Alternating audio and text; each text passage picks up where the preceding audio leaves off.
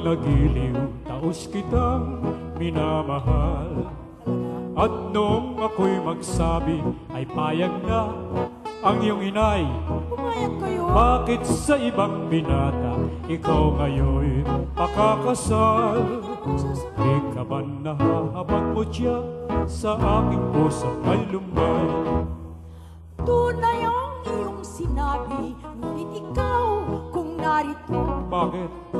Ang iyong kinakausap ay ang inay at di ako. Diyan ako malakas eh. Sino ang makakahula sa lihim na pag-ibig mo? Kung lumigaw kay ibang-iba, kaya ako nalilito. Yamang alam mo na ang lihim kong damdamin. Nais kong mabati ang sagot mo, giliw.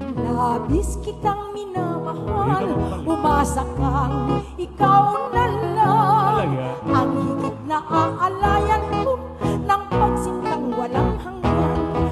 Tayo'y pinag-isa sa tabis ng suyuan. Kahit sa simula ay nagkalituhan. Buhat ngayon at kailanman, umasa kang ikaw na lang. Ang higit na aalayan ko ng pagsintang walang hanggan. Tayo'y pinag-isa sa tamis ng suyuan. Kahit sa simula ay nagkalituhan. At ngayon at kailanman, umasa kang ikaw na lang. Ang higit na aalayan ko ng pagsintang walang hanggan.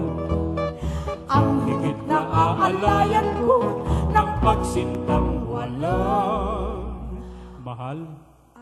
Ha? Sana pag magkakatuluyan tayo, gusto ko mga 8 anak natin. 8! 8! Kung kailan pa maghirap ang ekonomiya eh. Basta gusto ko 8. Paano kung hindi tayo magkatuluyan? Ha? Kung hindi tayo magkatuluyan, kahit 4 na lang. Hanggang